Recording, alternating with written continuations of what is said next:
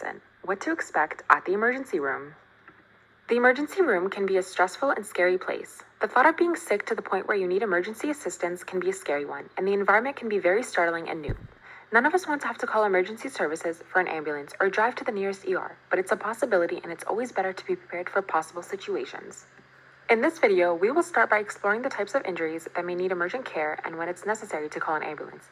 From there, we'll discuss the types of medical staff you'll see in the emergency room, possible treatments, and give a walkthrough of what a typical emergency room visit might look like. We will discuss any common complications that may arise to give you an overview of what to expect. We'd like to note that not all emergency rooms are the same, and they can vary depending on location and many other factors. For example, an emergency room in a big city might be different to that of one in a small rural town, but we will be providing a general overview for a standard ER. Please also note that the context in this video is recommended based on the research of emergency rooms in Ontario, and you should use your judgment should you ever be in need of emergent care. Let's begin by listing some common accidents and injuries and when it's necessary to visit an emergency room. Some examples of major injuries that usually require emergency and ambulatory care are signs of stroke, heart attacks, chest pain, sudden numbness of any limbs, difficulty breathing, choking, serious allergic reactions, any head injuries, major burns, or severe trauma like a bad fall or car accident. Injuries that don't always require ambulances can include sudden headaches or dizziness, possible broken bones, serious stomach ache, less serious allergic reactions, or high fevers that don't improve with medicine. It's also important to note that some patients come in for minor cases of injuries that require less immediate care or visits to an urgent care clinic, such as for minor cuts or burns, common colds, flus, earaches, migraines, or minor eye injuries.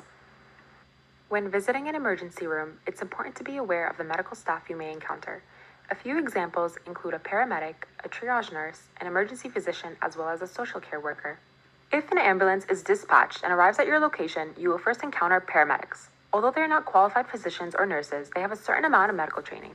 The paramedics will observe your symptoms and provide any emergency support while coordinating with the hospital. Treatments they may offer include providing basic and advanced life support, oxygen therapy, pain management, cardiac, and trauma care, among others. Once arriving at the emergency department, a triage nurse, who is a specialist emergency department nurse, will examine your condition and determine the next steps. The triage nurse assesses each patient that either comes from the emergency entrance or the ambulance bay. General treatments that may be performed include vital sign measurements, basic interventions such as wound care, administering medication, handling pre- and post-operative care, as well as providing pain management. An emergency physician may be amongst the staff that will treat you. Acute medical conditions or traumatic injuries are stabilized and treated by emergency physicians. A few treatment examples the emergency physician will provide include advanced life support, handling trauma care, ordering diagnostic testing, managing infectious disease, as well as other treatments. You may also see other specialists, such as social care workers. Social workers offer counseling to patients. They offer psychosocial assessments, emotional support, counseling, as well as providing immediate crisis intervention to individuals facing traumatic or stressful situations. A typical ER visit begins when you arrive at the emergency room. You will need to check in with the clerk to get registered. If you're not able to do this yourself due to injuries or impairment, the paramedics can do this for you. For emergency rooms in Ontario, the clerk will need your basic information, such as your full name, address, your health card, and your family doctor's information. Once you have been registered by the clerk, your information will be passed on to a triage nurse who will be calling you into an exam room shortly to assess your current condition. Once called into an exam room, you will be seen by the nurse, and they are the ones who will determine your condition, where you need to go next, and what doctors you need to see in order to get you the proper care needed. The nurse will begin by asking you questions about your current symptoms, as well as questions regarding your medical history. You can then expect your blood pressure and temperature to be taken at this point as well.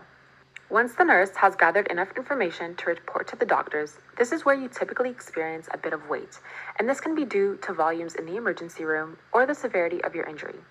If you're going to the emergency room for something immediately life-threatening, like a heart attack, you will most likely be one of the first to be treated.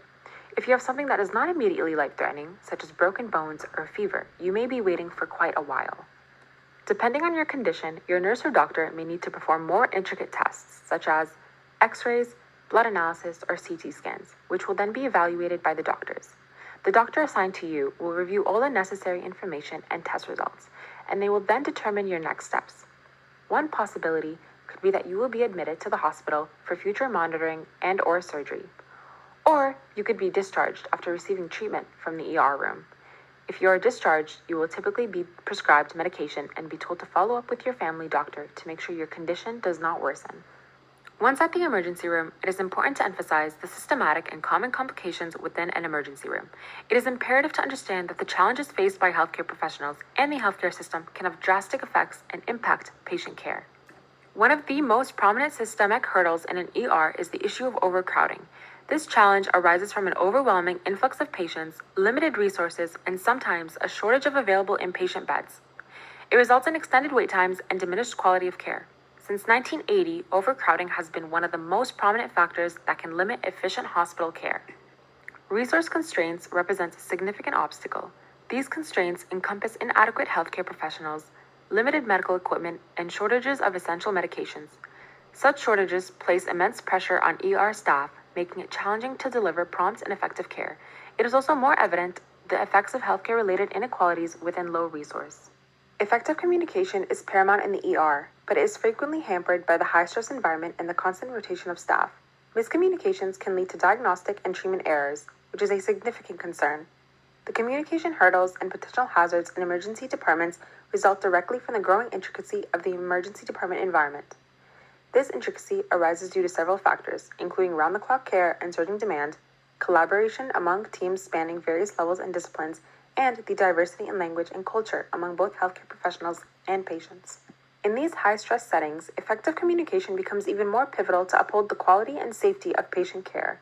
These are the systemic challenges that healthcare institutions are actively working to address and alleviate, all in the pursuit of improving ER operations, patient care, and the overall well-being of ER personnel.